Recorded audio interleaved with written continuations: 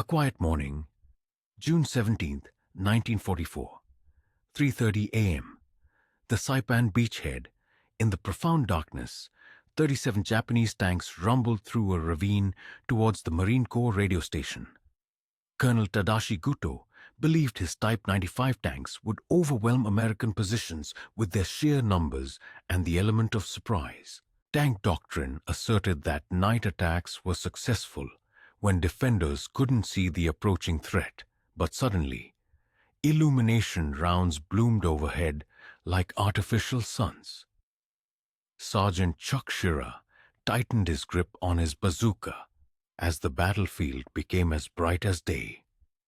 Blinded by the sudden light, the Japanese tankers realized their armor, a mere 12 to 25 millimeter thick, offered no protection against what the Marines were about to unleash.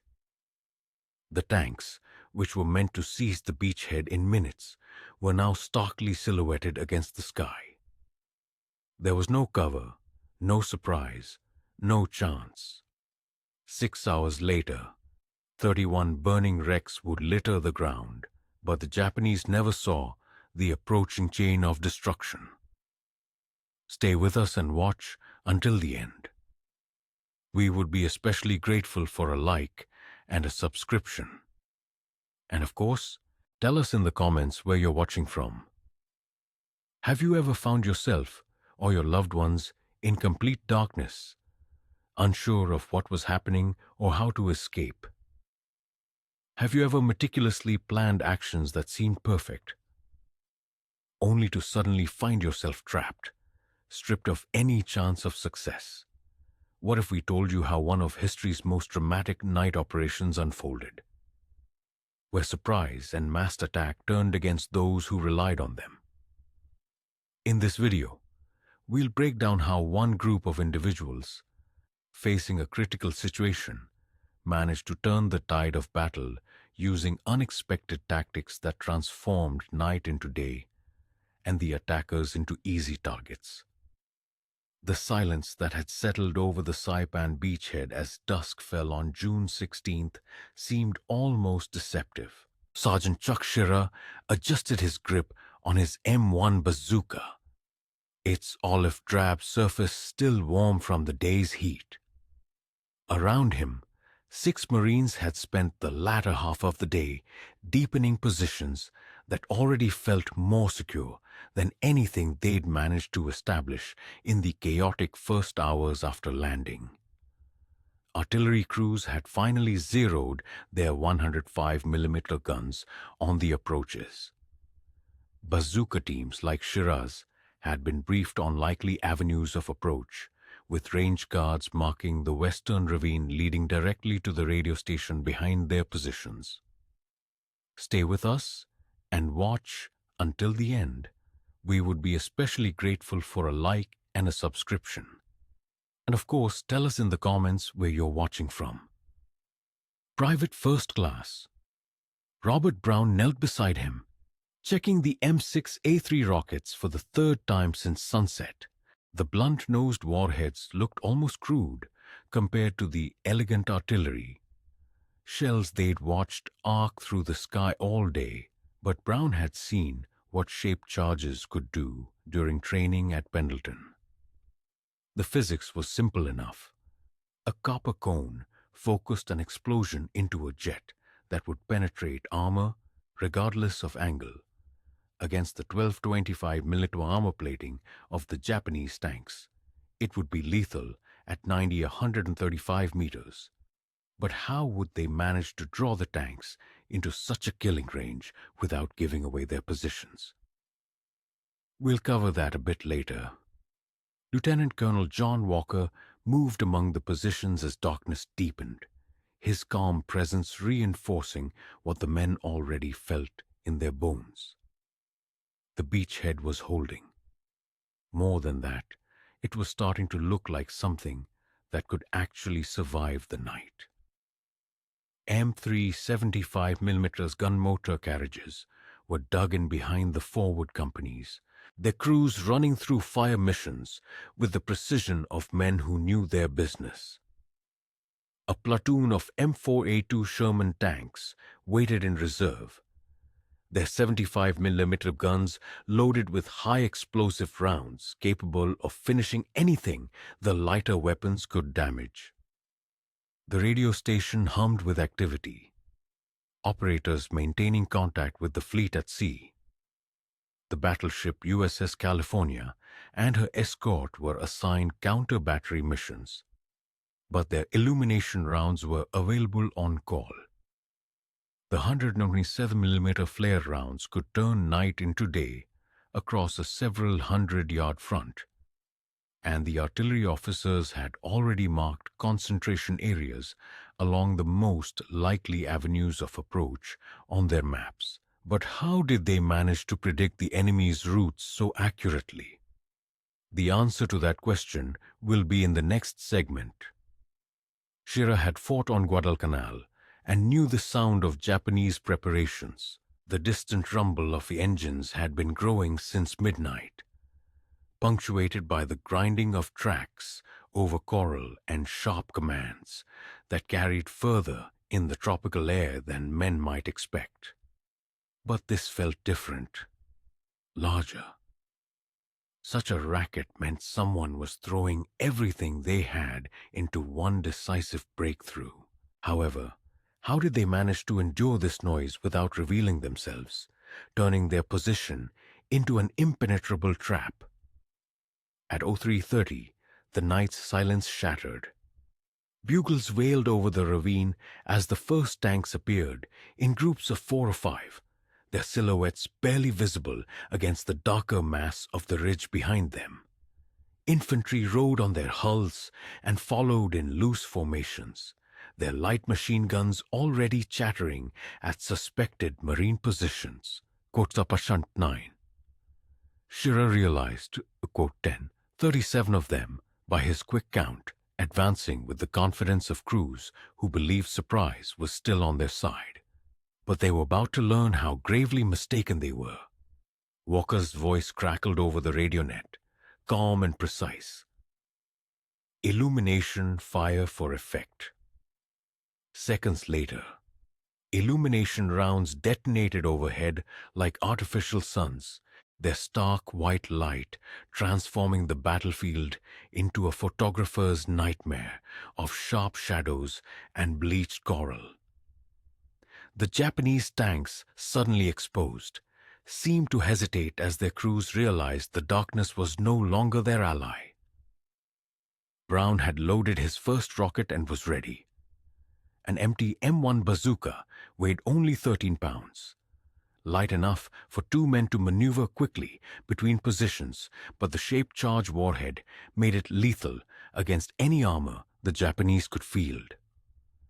At 110 meters, well within effective range, he focused the simple iron sights on the lead tank's flank and squeezed the trigger. The rocket streaked through the aperture with its characteristic whistle, striking the Type 95 just forward of its track. The shaped charge detonated with a sharp crack, almost anticlimactic compared to the fireworks overhead, but the tank stopped, smoke pouring from its fighting compartment. Infantry scattered from its hull as a second bazooka team engaged another target. The 37mm guns opened fire with their characteristic bark, switching between armor-piercing and canister rounds as targets presented themselves.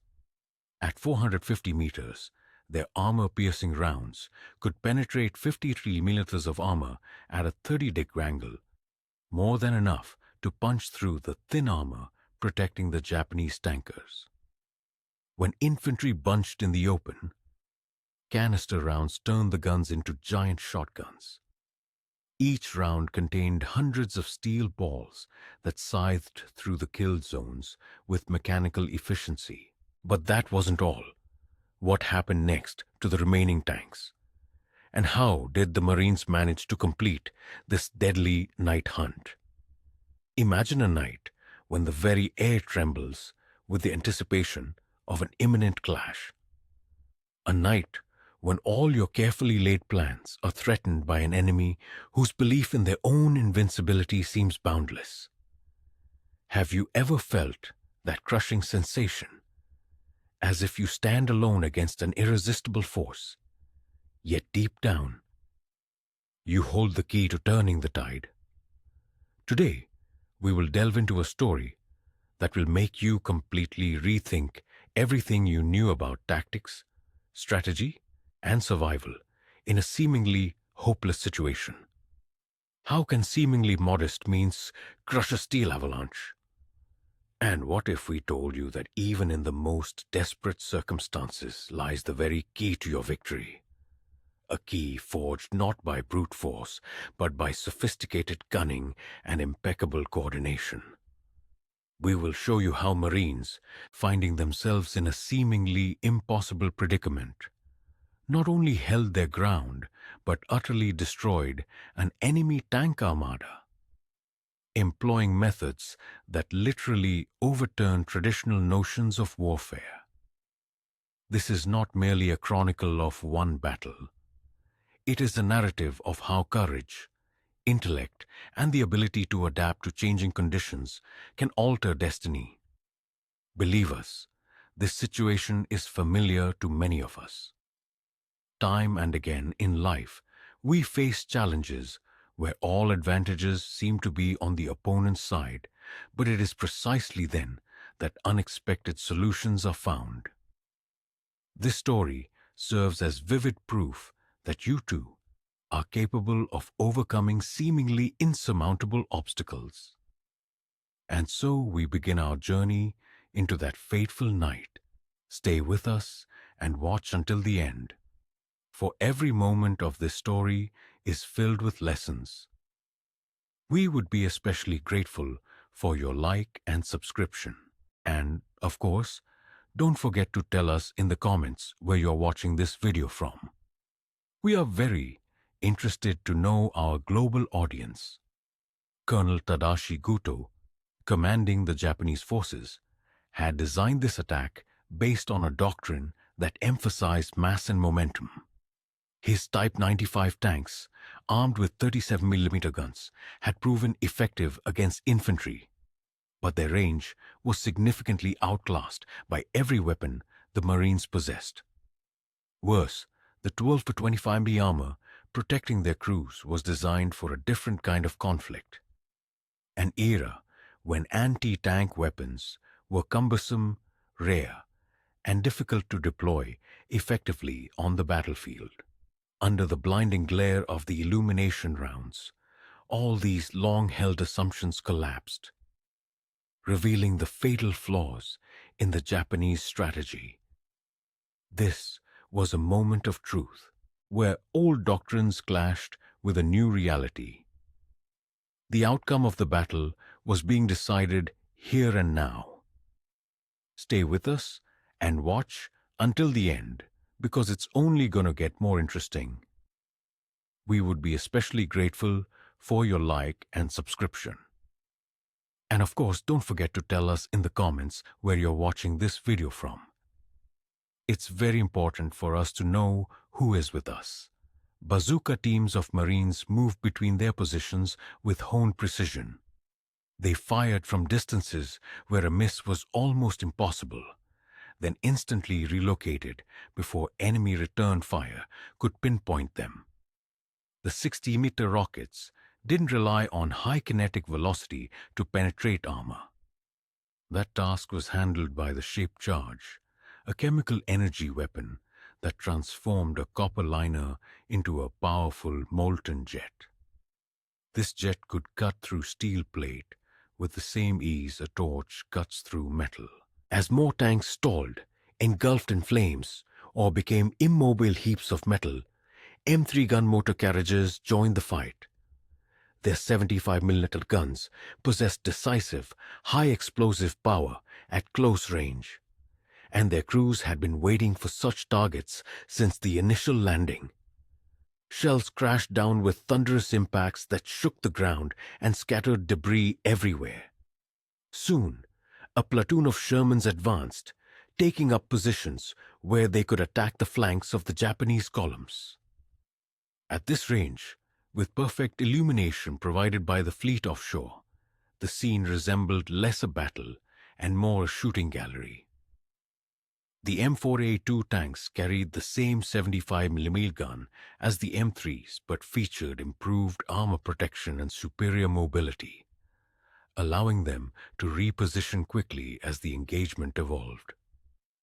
Marine Brown, with practiced dexterity, loaded another rocket while his partner Shira already selected the next target.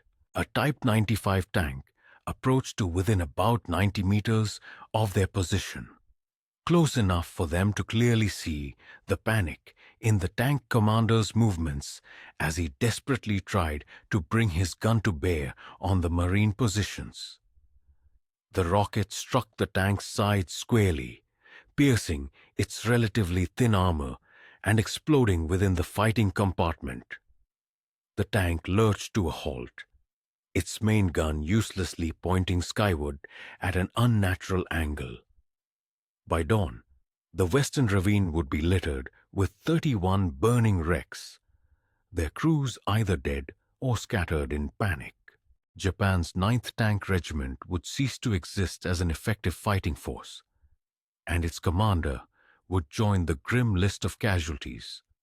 But in those very first minutes, after 0330, as illumination rounds turned deep night into bright day, and shaped charges began their deadly work, the outcome was still being decided by men like Shira and Brown Marines who had learned to turn American industrial might into precise, devastating firepower, capable of stopping any, even the most furious attack.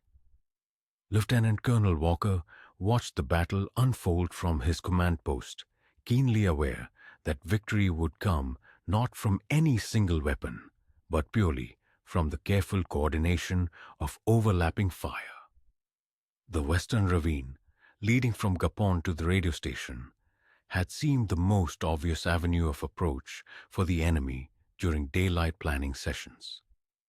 Perhaps too obvious, yet the Japanese had chosen it anyway. Now, that choice played into the Marines' hands, funneling enemy armor directly into pre-planned kill zones.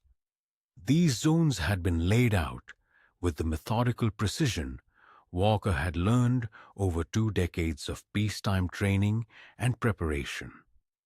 The chain of destruction was already functioning exactly as intended, demonstrating flawless efficiency, and this success was merely the prologue to the next phase of the defense.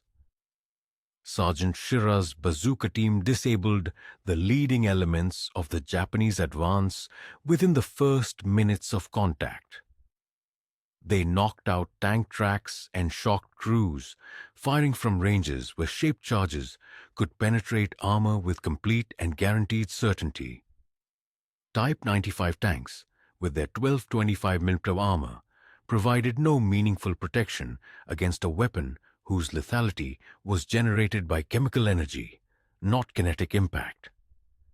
Each M6A3 rocket carried a copper cone that focused the explosive force into an armor-piercing jet, capable of searing through steel plate regardless of impact angle or ricochet risk.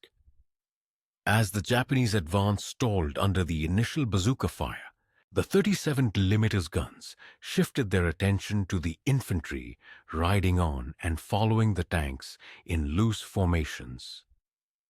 Corporal Martinez had trained his crew to switch between armor-piercing and canister rounds with practiced precision, instantly assessing the tactical situation and selecting the ammunition best suited to the current target. At 365 meters, his gun could penetrate the frontal armor of any Japanese tank on the battlefield. When infantry concentrated in the open, canister rounds transformed his gun into a giant shotgun, sweeping the kill zones with hundreds of steel balls, leaving devastation in its wake. And that wasn't all.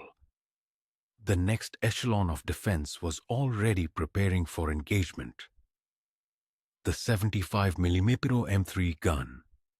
Motor carriages represented the next layer in this multi-echelon defensive system.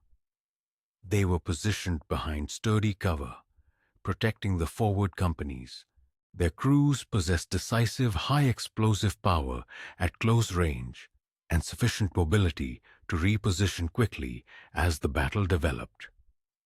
Staff Sergeant Williams had positioned his vehicle to effectively cover the northern approach to the radio station. Its 75mm gun was loaded with rounds capable of finishing off any tank damaged by lighter weapons, disabling it rather than completely destroying it. Behind the M3s, a platoon of Sherman tanks waited, demonstrating the patience of true hunters who knew their prey was being driven right to them. The M4A2 tanks carried the same powerful 75mm gun as the M3s, but boasted better armor protection and tactical flexibility provided by full-track mobility. Their crews had been thoroughly briefed on the Japanese armor they were likely to encounter. Lightly armored vehicles armed with 37mm and 47mm guns, effective against infantry but significantly outranged by American weapons in this specific terrain and lighting conditions. And there was one more critical factor that tied all these elements together. The illumination rounds bursting high overhead provided the decisive element that united all these diverse weapons into a single deadly mechanism. Without this bright illumination, Japanese tanks might well have approached to ranges where their less powerful guns could still inflict significant casualties. However, under the stark, almost daylight white glare of the 120mm naval shells, surprise became utterly impossible. The concealment that might have been an advantage in darkness now became a liability. Tank commanders who had planned to use the cover of night for their massed assault now found themselves starkly silhouetted against the coral, like targets in a shooting gallery, awaiting their inevitable end. This was the end of their plans, but the beginning of a new chapter in military tactics. Imagine this. You are a seasoned warrior, having fought through countless battles where your courage and tactics always led to victory. Your machines, though not the newest, have always accomplished the mission. You are ready for another push, confident in your doctrine, in every step that should lead to triumph. But what if, in one moment, all of it collapses? What if you find yourself on a battlefield where your every move is predicted, every maneuver doomed, and every bullet and shell flies precisely to its target, turning you and your comrades into easy targets in a firing range? This was the fate awaiting elite forces on one of the bloodiest nights of World War II. How did a doctrine that brought victories suddenly turn into a death sentence?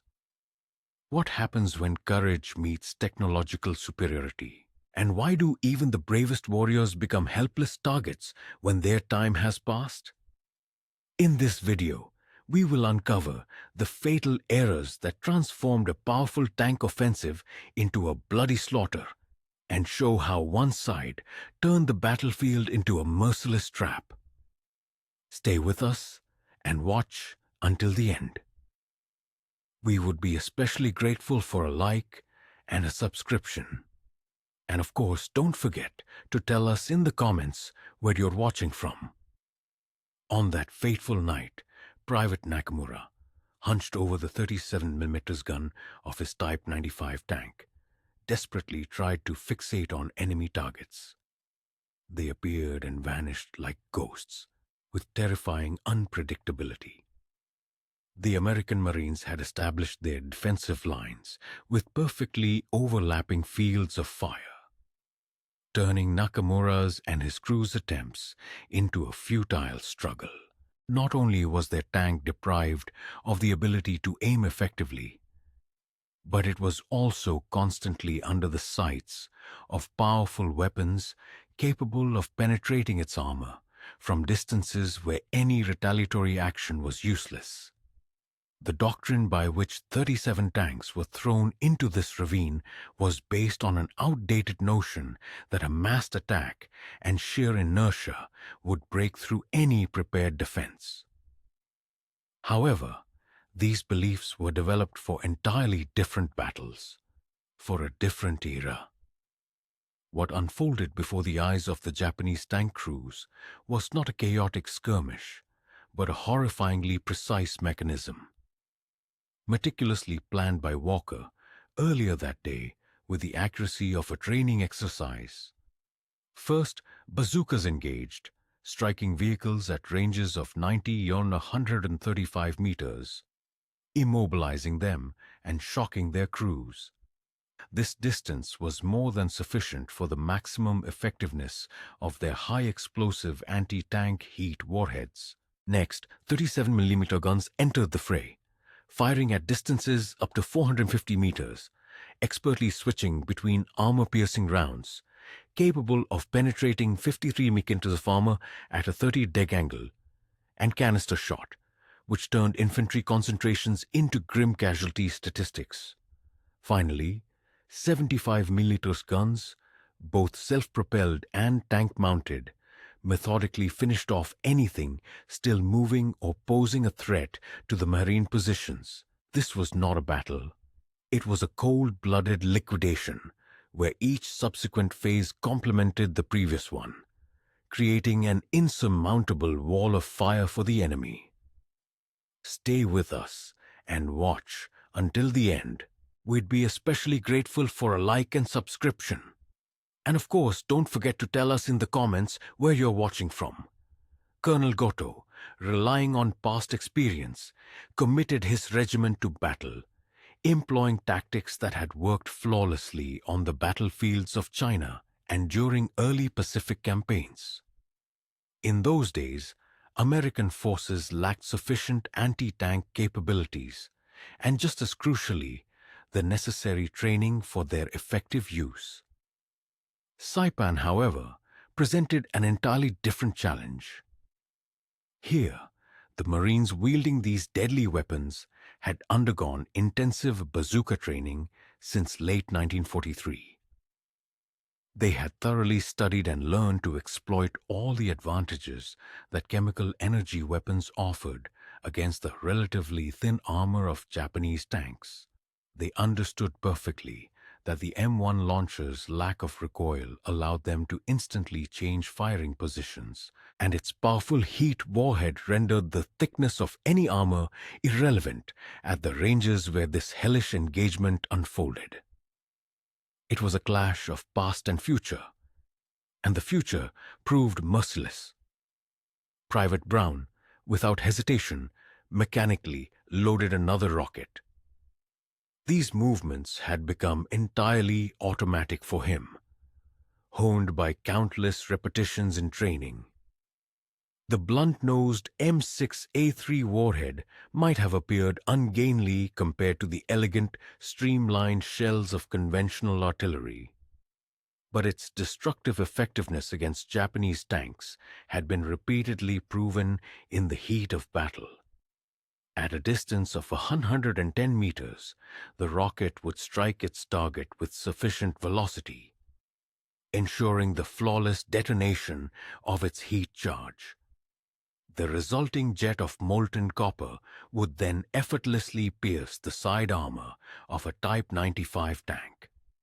The advantage in rate of fire was entirely on the side of the Marines. Bazooka crews could reload their launchers and engage new targets so rapidly that tank crews simply couldn't aim their guns or find an adequate solution for return fire.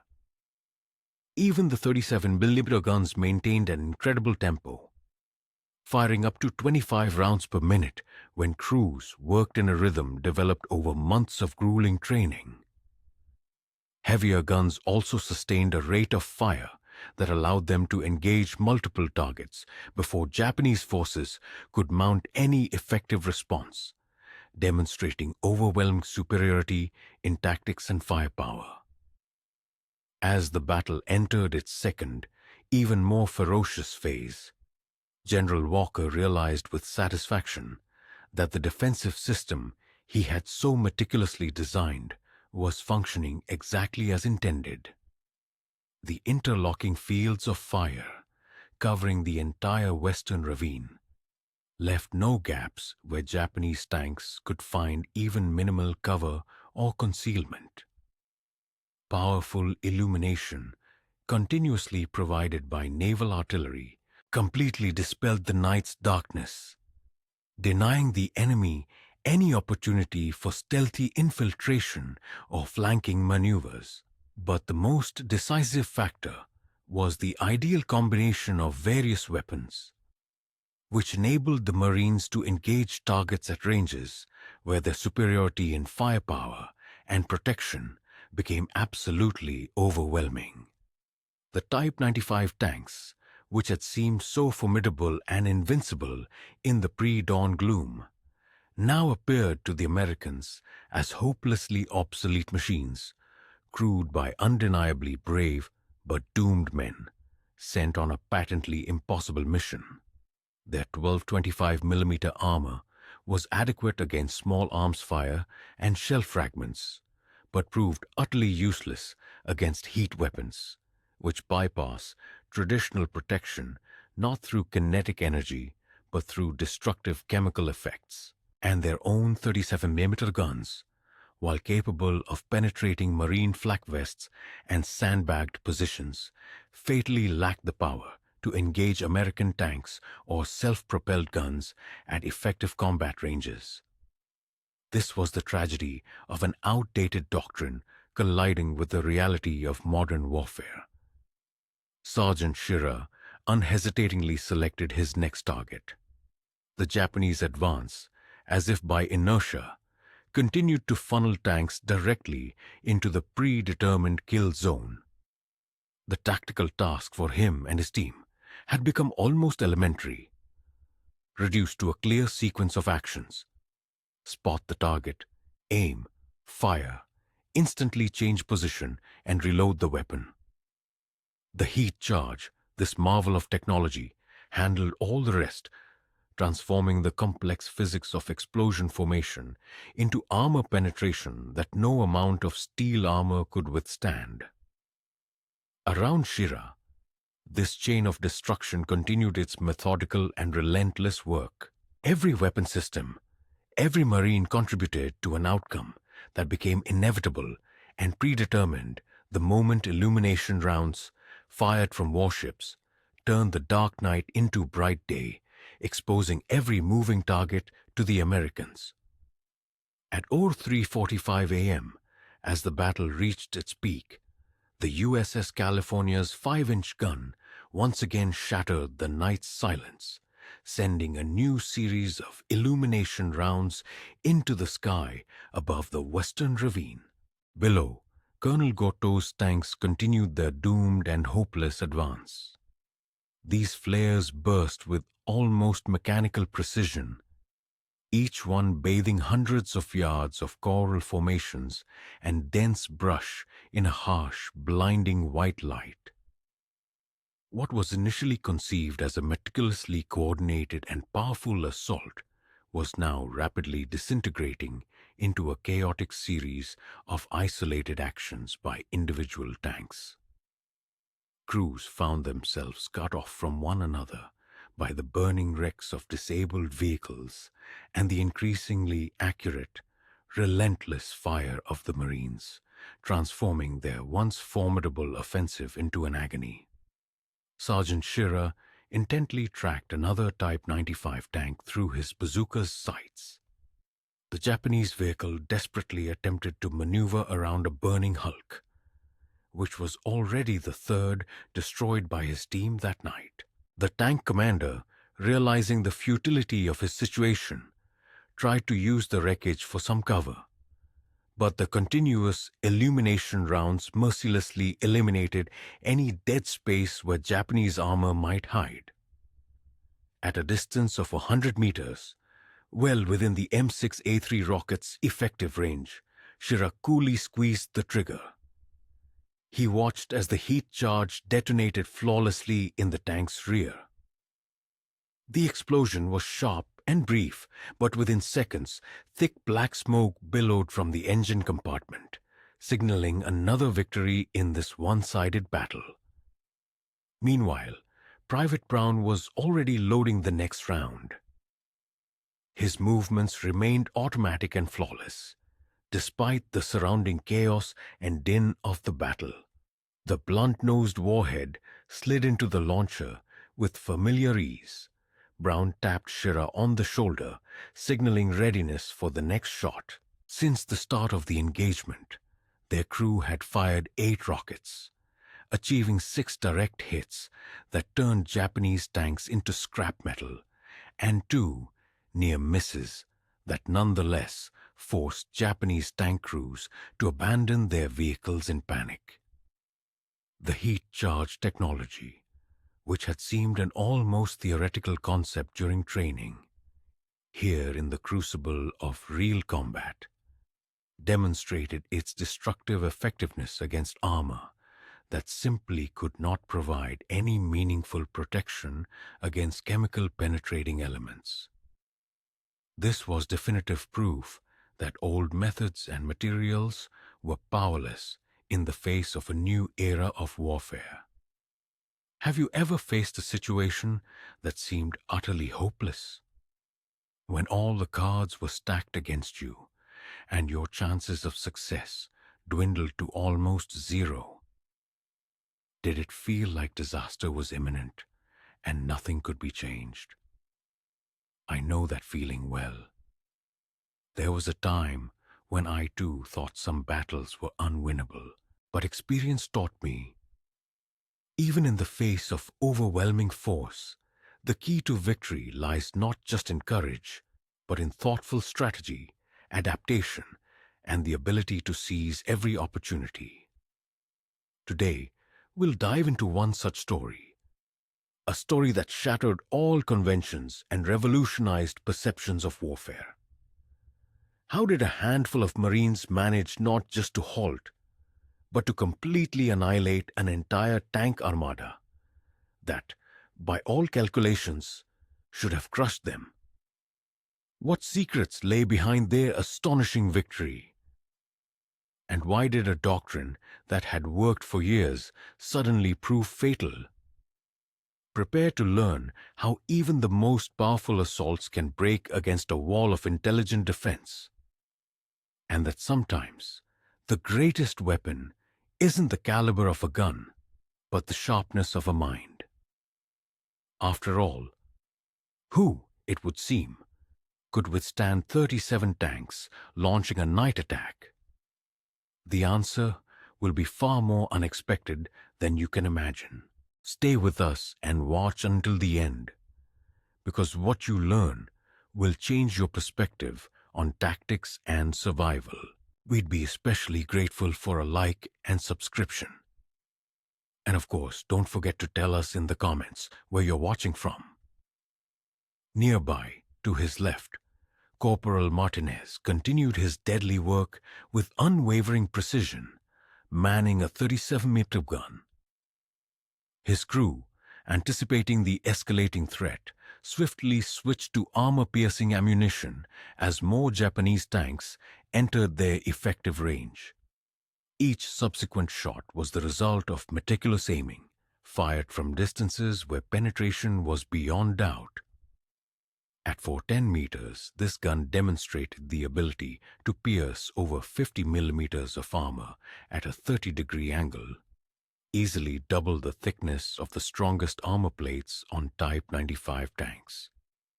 The target he now held in his sights suddenly halted as his round pierced the turret ring, instantly disabling the main gun and likely killing the gunner. This was merely a prelude to how heavier calibers would finish what had been started. Meanwhile, Japanese infantry, who had arrived on the battlefield mounted on tanks, were forced to dismount directly into a zone of merciless canister fire. Corporal Martinez, displaying virtuosity honed by months of intense training, instantly changed ammunition types, transforming his 37 mm gun into something akin to a giant shotgun.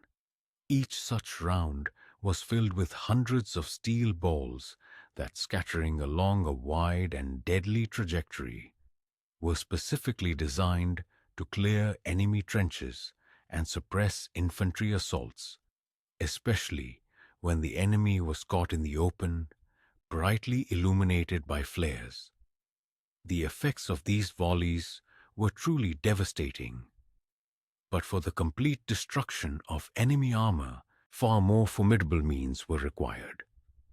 The escalating tension reached its peak when Staff Sergeant Williams brought his powerful 75mm M3 self-propelled gun into action.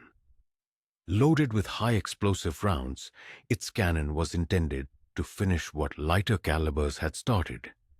Any enemy tank that had managed to survive bazooka hits or 37mm gunfire now faced a weapon capable of obliterating it.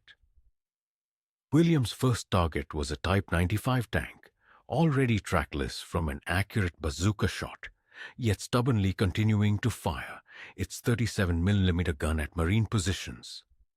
A precise 75mm round struck just below the turret, and the enemy vehicle instantly dissolved in a blinding ball of orange flame. Such actions demonstrated that even the maneuverable Asquart-4 had their place in this deadly symphony.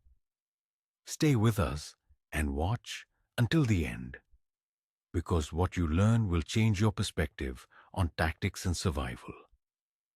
We'd be especially grateful for a like and subscription. And of course, don't forget to tell us in the comments where you're watching from. Seeking to leverage their tactical advantage, a platoon of Sherman tanks moved into positions ideal for flanking attacks on the Japanese columns, utilizing their 75mm guns. Lieutenant Hayes expertly positioned his M4A2 to provide robust cover for the southern approach to the radio station. His crew had pre-loaded high-explosive rounds, whose firing range significantly outstripped the capabilities of any weapon possessed by Japanese tanks.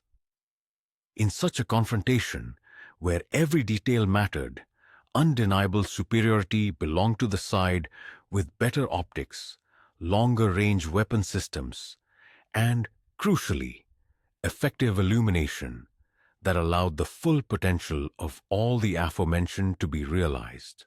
But how did those on the other side of the fire react to all this? Deep within the enemy lines, Private Nakamura desperately tried to traverse the turret of his Type 95 tank towards the chaotic, appearing and disappearing muzzle flashes. His 37mm gun, once perfectly adequate against Chinese formations and early American units, now proved utterly useless against Marines who had perfected fire coordination. The 12mm frontal armor of his vehicle, capable of withstanding rifle bullets and shell fragments, offered no protection whatsoever against bazooka rockets, which had already disabled most of his squadron.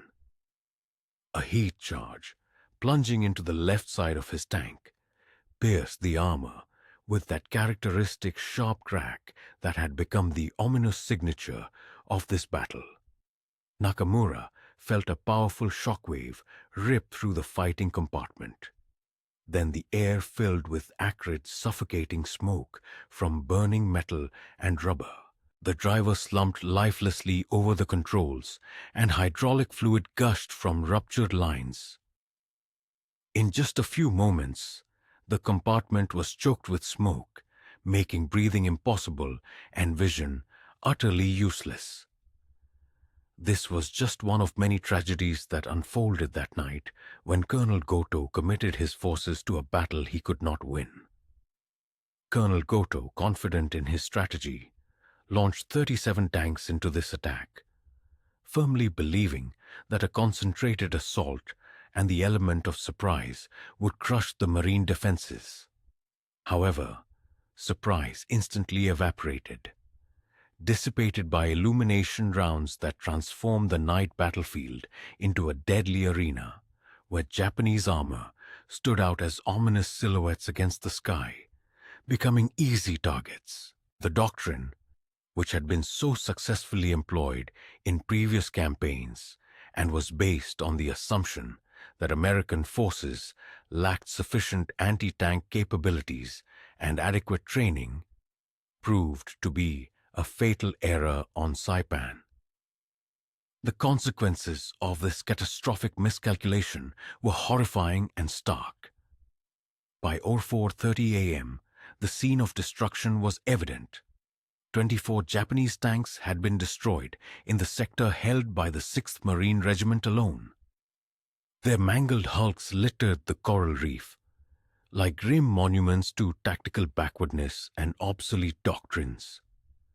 Bazooka crews, demonstrating incredible effectiveness, had disabled approximately half of these vehicles. Their heat warheads irrefutably proved that chemical energy could penetrate armor of any thickness at combat ranges where traditional projectiles would have been powerless. The 37mm guns in turn destroyed another 6 tanks, using armor-piercing rounds that easily tore through armor at distances where enemy return fire was already ineffective.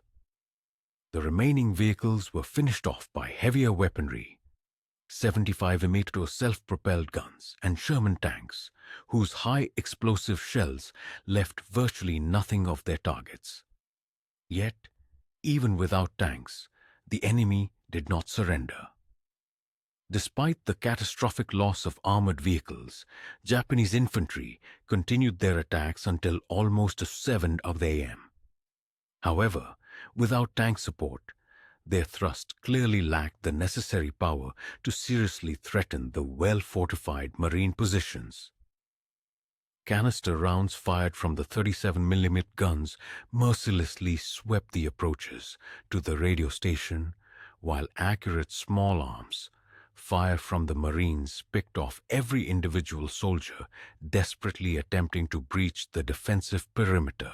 Illumination rounds continued to regularly burst in the night sky, denying the enemy the slightest chance for concealment or a surprise strike. Dawn was about to reveal the true scale of this slaughter. When dawn finally broke over the western ravine, it revealed a scene of total destruction and devastation. 31 Japanese tanks lay motionless on the coral outcroppings. Some were still smoldering, emitting acrid smoke, while others were already beginning to succumb to the destructive effects of tropical humidity, spotting with the rust. The 9th Tank Regiment ceased to exist as a combat-effective unit.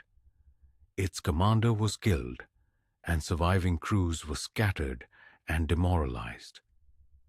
The Beachhead, which the Japanese command intended to capture in just a few hours, had been held at a cost of losses that seemed almost insignificant compared to the carnage inflicted upon the attackers. This was a victory that would go down in history. Shiri slowly lowered his bazooka and surveyed the devastated battlefield. In his eyes was the deep satisfaction of a master who had performed his work with impeccable professional competence. Around him, other Marines were already beginning to count the mangled hulks and collect valuable intelligence from the shattered enemy vehicles.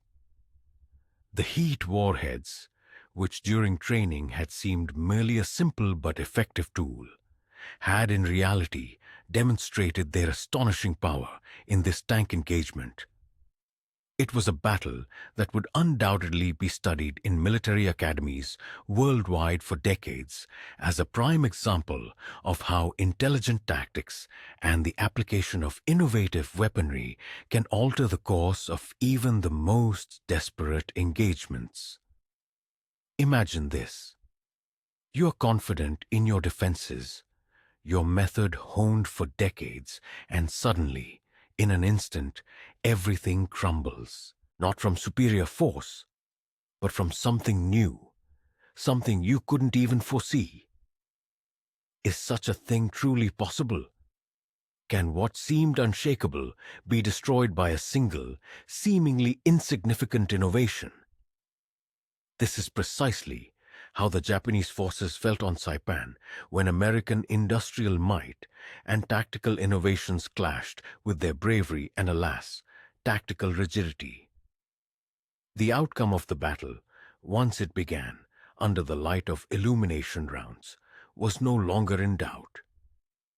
That day's dawn revealed the full horror of the catastrophe that had befallen Colonel Goto's 9th Tank Regiment. How did light infantry weaponry manage to completely alter the course of an armored battle?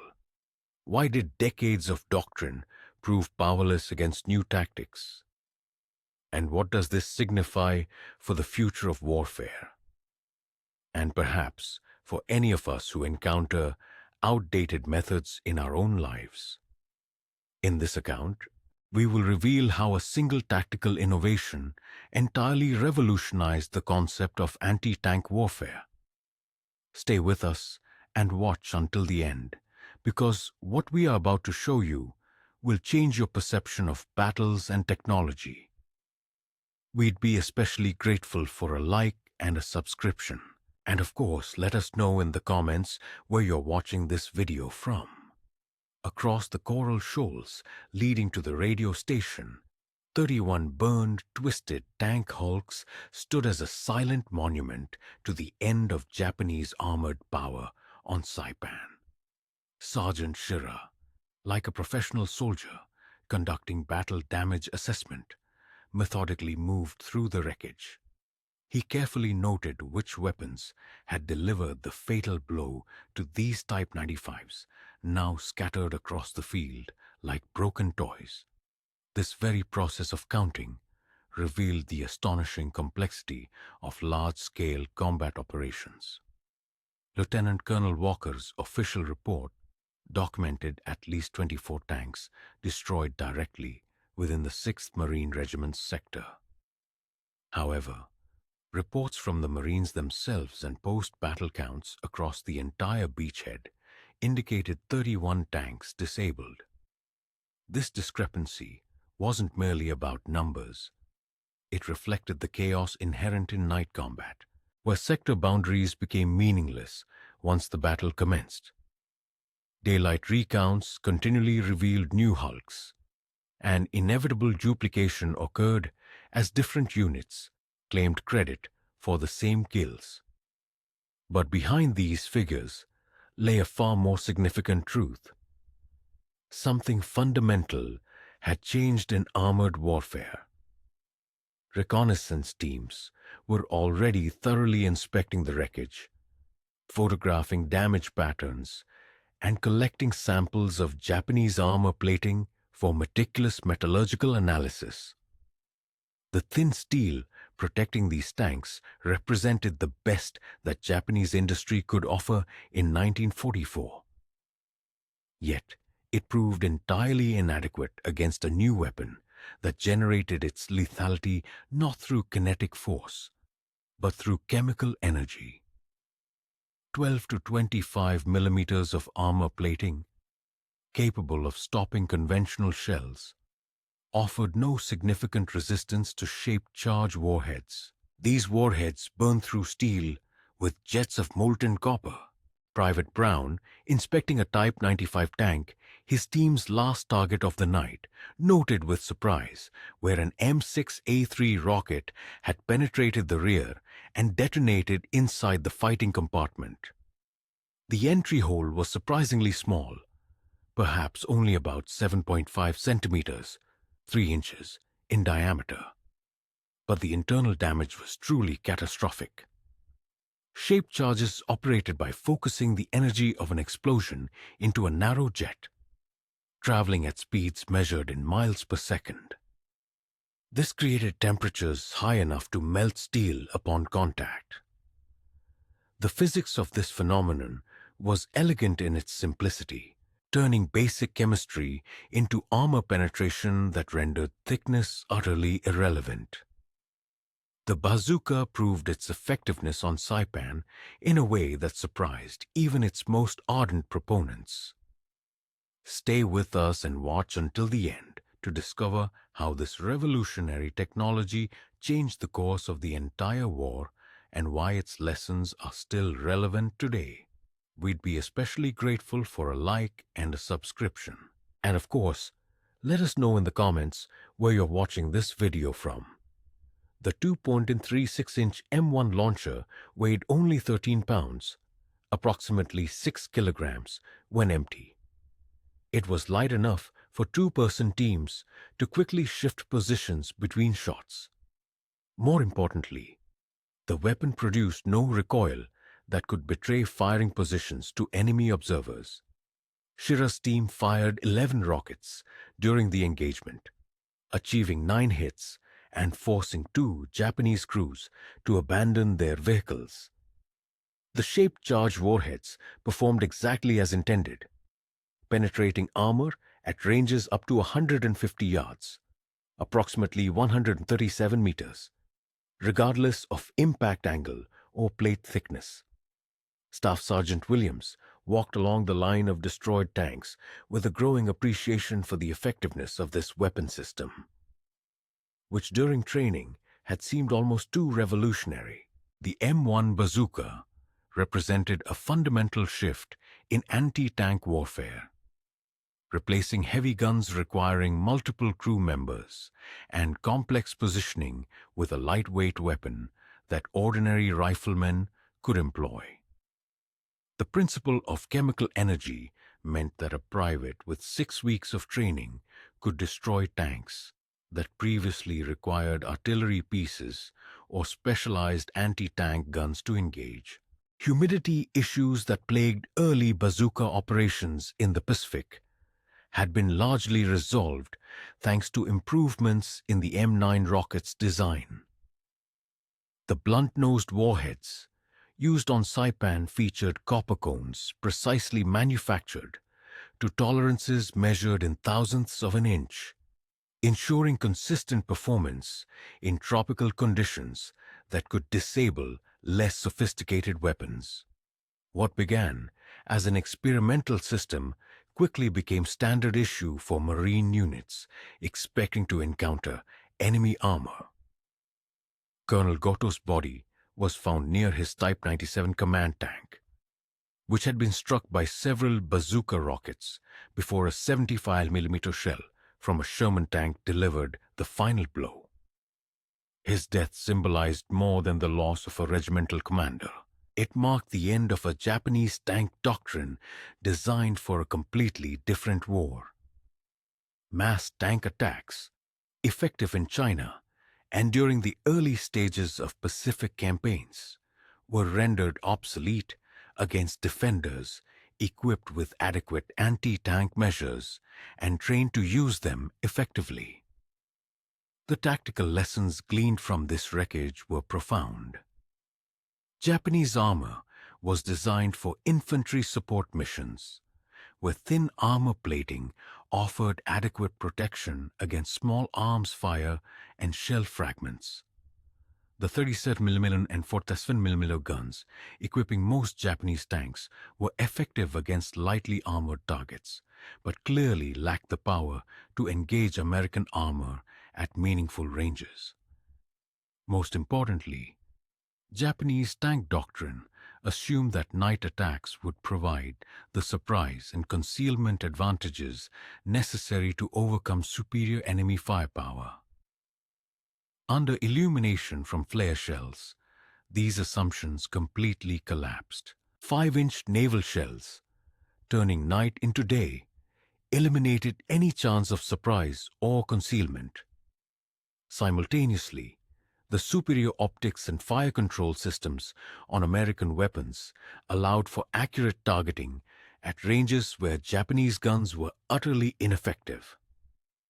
The casualty ratio achieved in the night battle, 31 destroyed Japanese tanks against negligible Marine armored losses, reflected technological and tactical advantages that extended far beyond mere numerical superiority. Scouts inspecting the destroyed vehicles found evidence of hasty modifications, indicating a Japanese awareness of their armor's inadequacy. Some tanks had additional steel plates welded to vital areas, while others showed signs of improvised side skirts intended to protect against shape-charge warheads. These field modifications proved useless against weapons that generated armor penetration through chemical energy rather than kinetic impact. But they clearly revealed the Japanese understanding that their equipment was obsolete and the world of warfare had changed forever. Have you ever felt utterly helpless in the face of overwhelming force? When it seems all your efforts are futile and the enemy is relentless, like an avalanche of steel. This was the despair that gripped infantrymen confronting enemy tanks during World War II. Their weapons were obsolete, their tactics powerless. But what if there was a solution, so simple yet effective, that it would overturn all notions of warfare? Today, we will tell you how one invention transformed ordinary soldiers into a terror for armored vehicles and why their adversaries were fatally unprepared. How did entire tank regiments get wiped off the map in a matter of hours? And why did one side's most advanced equipment suddenly become a pile of useless metal? Stay with us and watch until the end. We'd be especially grateful for a like and a subscription. And of course, let us know in the comments where you're watching us from. It was at this critical juncture that the M6A3 rocket emerged, becoming a true nightmare for enemy armor. Its phenomenal effectiveness lay in its shaped charge warhead containing approximately 0.9 kilograms of explosive, meticulously positioned around a perfectly formed copper cone. The secret to its astonishing effect was simple yet ingenious. Upon impact with a target, detonation began from the rear, instantly collapsing the copper cone and transforming it into a narrow jet of molten metal. This jet hurtled towards the target at speeds reaching almost 3.2 kilometers, 2 miles per second, retaining its destructive power for several inches. It effortlessly burned through even the toughest armor on Japanese tanks, penetrating into fighting compartments and bringing inevitable destruction. But how could such a seemingly simple device shift the balance of power on the battlefield? Stay with us and watch until the end. We'd be especially grateful for a like and a subscription. And of course, let us know in the comments where you're watching us from. Sergeant Shira, moving through the positions, methodically collected scattered empty rocket tubes. Each tube, like a silent witness, symbolized a destroyed Japanese tank, a threat that would never again loom over the Marines. The statistics were astonishing. Just 11 rockets led to 9 confirmed kills, demonstrating a level of effectiveness previously considered unattainable for traditional anti-tank measures. The shape charge principle revolutionized warfare. It transformed ordinary infantry units into formidable tank destroyers, completely eliminating the need for heavy, specialized anti-tank guns that were not only difficult to deploy, but also highly vulnerable to enemy fire. This was a turning point, but what other consequences did this new weapon bring? As burial teams began their grim and sorrowful mission of extracting Japanese soldiers from the twisted tanks, the true scale of the catastrophe that befell the 9th Tank Regiment became horrifyingly evident. In less than 4 hours of fighting, An entire armored unit was completely annihilated. Personnel losses neared 100%, and equipment was irrevocably lost. The regiment on which hopes for retaking Saipan had rested was permanently incapacitated. Its few survivors were scattered, and its tactical doctrine, once considered advanced, proved fatally obsolete in the face of this new threat. But how did the soldiers themselves react to this triumph? Meanwhile, the bazooka teams, who had been sowing destruction just hours before, were already methodically cleaning their weapons, preparing for new assignments. The night of successful combat only solidified their unwavering confidence in the superiority of American technology and impeccable training. They had graphically demonstrated that shape-charged weapons could penetrate any armor the Japanese could field. Thus, the war in the Pacific transformed into an unequal contest between America's colossal industrial might and Japan's desperate bravery, an outcome of which could only be one. However, what happened on the battlefield after such a crushing blow? 2 nights later, a heavy, almost palpable weariness hung over the marine positions, akin to the sticky tropical humidity. However, the primary threat that had loomed over tactical planning since the day of the landing, a tank attack, had irrevocably vanished. Sergeant Shira, a symbol of this victory, sat in his foxhole, meticulously cleaning his M1 bazooka.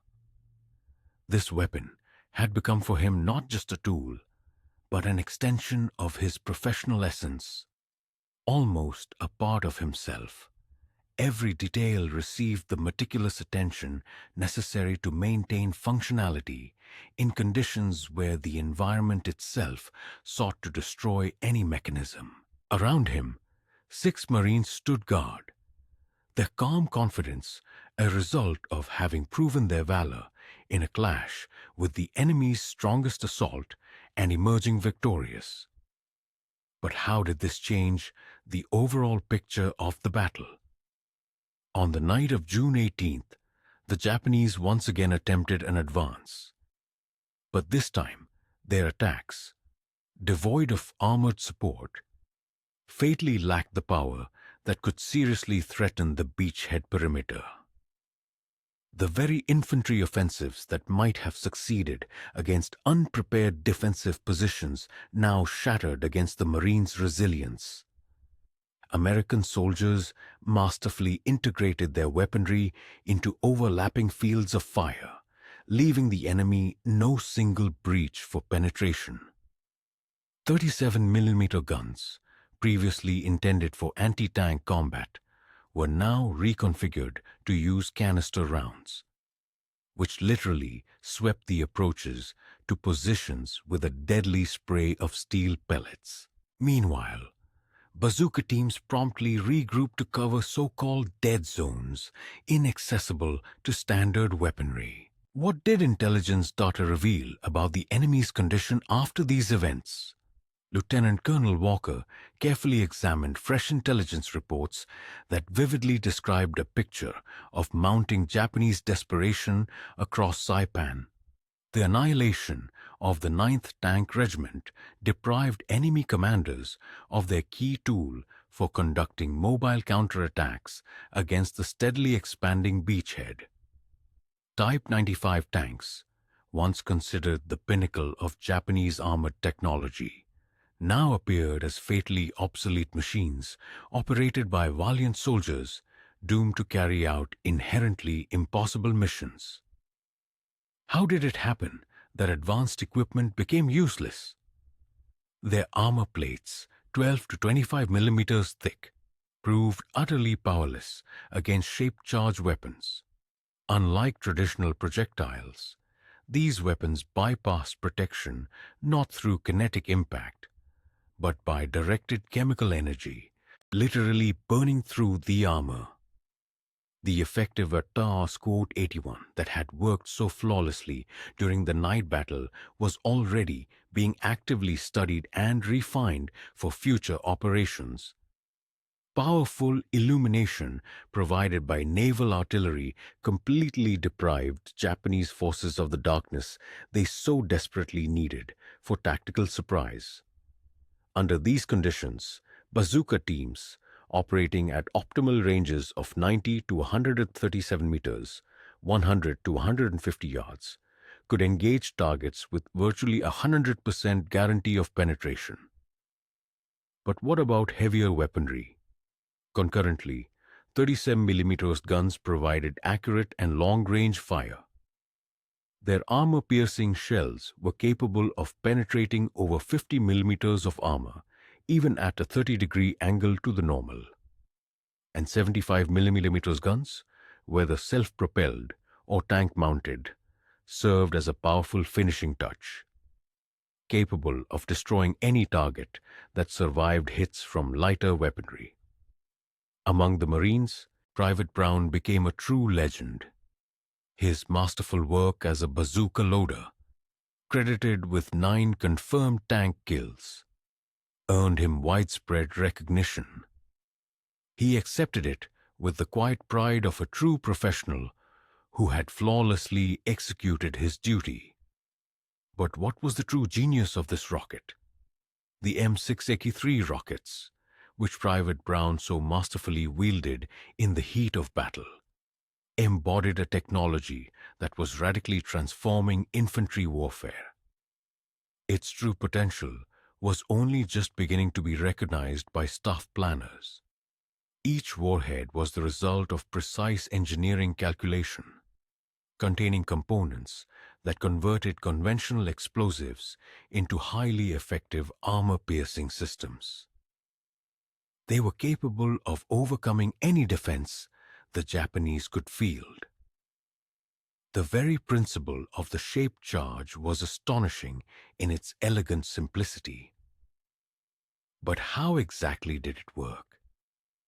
It all came down to how the explosive, positioned around the copper cone, detonated, not instantaneously across its entire surface, but strictly from the rear forward.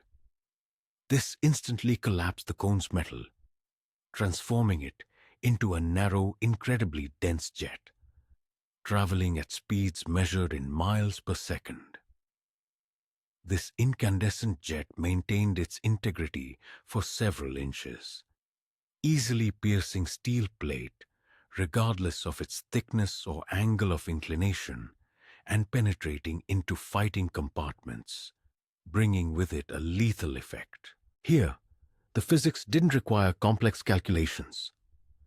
Correct warhead detonation guaranteed armor penetration at effective ranges. And this was only part of a broader strategy. Staff Sergeant Williams, inspecting the 75 Maybe Tiburum M3 self-propelled gun, which formed the core of the defensive fire plan, noted with satisfaction how American industrial might had brilliantly translated complex theoretical requirements into effective, practical weapon systems.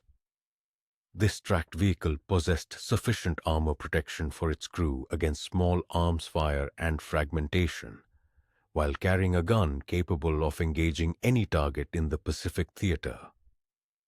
But even more importantly, its superior mobility allowed for rapid changes in firing positions, significantly complicating enemy observers' ability to predict where the next defensive strike would originate.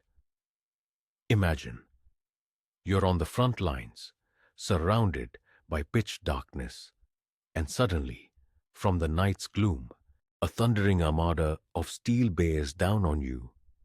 That feeling, when all seems lost, when familiar tactics are powerless against the overwhelming force of the enemy, is known to many.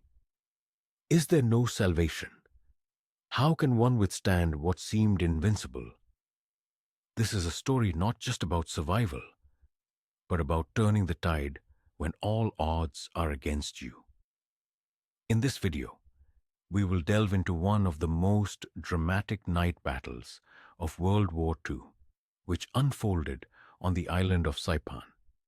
You will learn how American Marines, confronted with a massive Japanese tank attack, not only repelled it, but completely annihilated an entire enemy regiment, altering the tactical landscape of the Pacific theater of operations. How did they manage to transform a seemingly hopeless situation into a crushing victory? And what exactly made ordinary infantry lethally dangerous to armored behemoths? We will reveal three key elements that proved decisive in that battle. And here is the first of them. The Japanese command relied on the surprise and momentum of a night attack, believing that darkness would be their ally, concealing their advance and complicating defense. But what if night suddenly ceased to be night? What if the battlefield were illuminated with light brighter than day, turning every tank into an easy target? This wasn't fantasy, but the harsh reality that Japanese tankers on Saipan experienced firsthand. The Marines employed something that completely broke the conventional patterns of night combat, stripping the enemy of their primary advantage. Stay with us and watch until the end. We'd be especially grateful for a like and a subscription. And of course, let us know in the comments where you're watching this video from. It was under these conditions, with night turned into day, that the Sherman tank platoon providing cover showcased the American philosophy of tank design. This approach prioritized mechanical reliability and crew protection over raw firepower. The M4A2 tanks, equipped with 75mm guns, significantly outranged any weaponry available to the Japanese army. Their armor, in turn, guaranteed protection against the 37mm and 47mm cannons that armed most enemy vehicles. Under the glare of searchlights and illumination flares launched from ships, these advantages proved not just significant, but absolutely decisive, yet only when combined with something more. The death of Colonel Goto, who led the Japanese attack, signified more than just the loss of a regimental commander.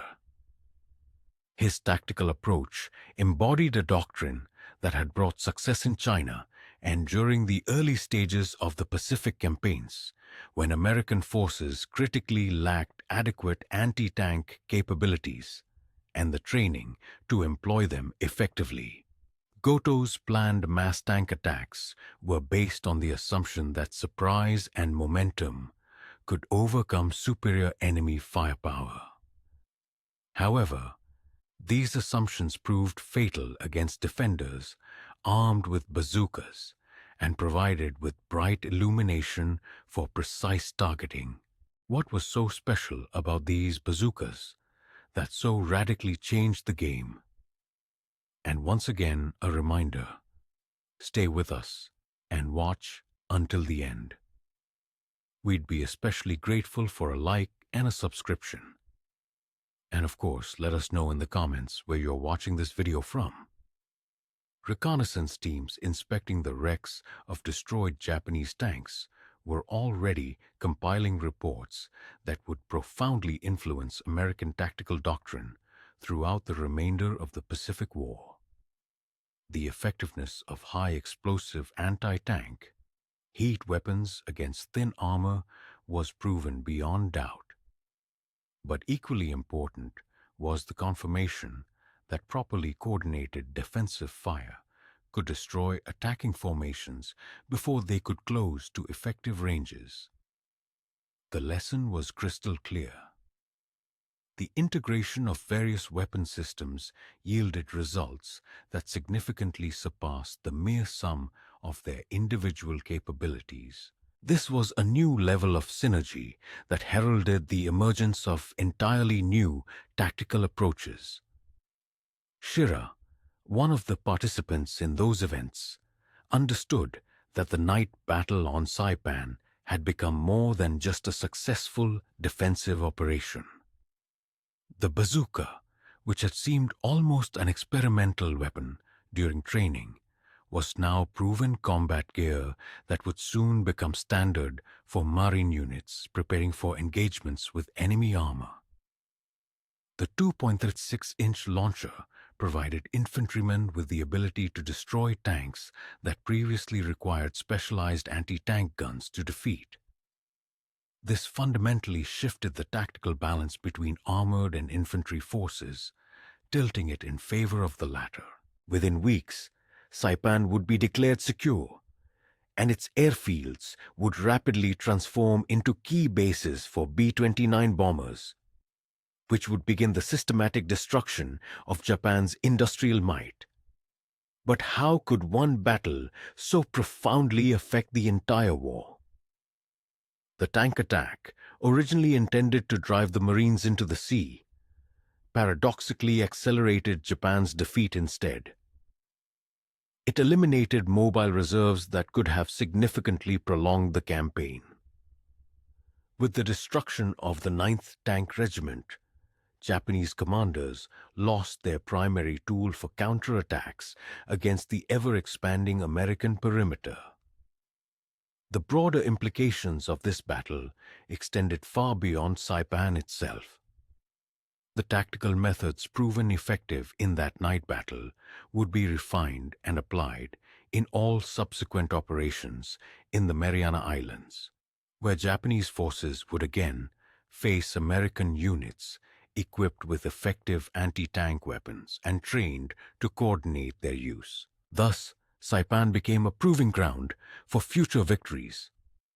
High-explosive anti-tank air-to-heat warhead technology, which in 1943 seemed almost theoretical, was rapidly becoming the standard by which infantry anti-tank capability was measured.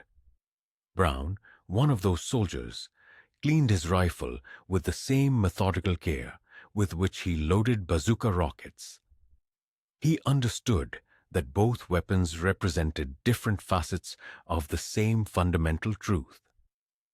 American industrial might, properly directed, could produce equipment that empowered individual soldiers with capabilities previously requiring much larger units. An empty M1 bazooka weighed only 13 pounds, approximately 6 kilos, yet it could destroy tanks that represented months of enemy production effort and years of crew training. This was a true revolution in warfare. The fatigue that had gripped Marine positions after the battle gradually gave way to quiet satisfaction as the true implications of their victory became clear. They had not merely survived a night attack. They had annihilated an entire enemy regiment while suffering losses that were almost negligible compared to the enemy's. The casualty ratio achieved in this battle vividly reflected the technological and tactical advantages, which would only grow as American production reached full capacity and training programs refined lessons learned directly in combat. On Saipan, American battlefield adaptation confronted Japanese tactical inflexibility, and the outcome demonstrated that properly integrated small unit solutions could prevail over much larger formations adhering to outdated doctrine.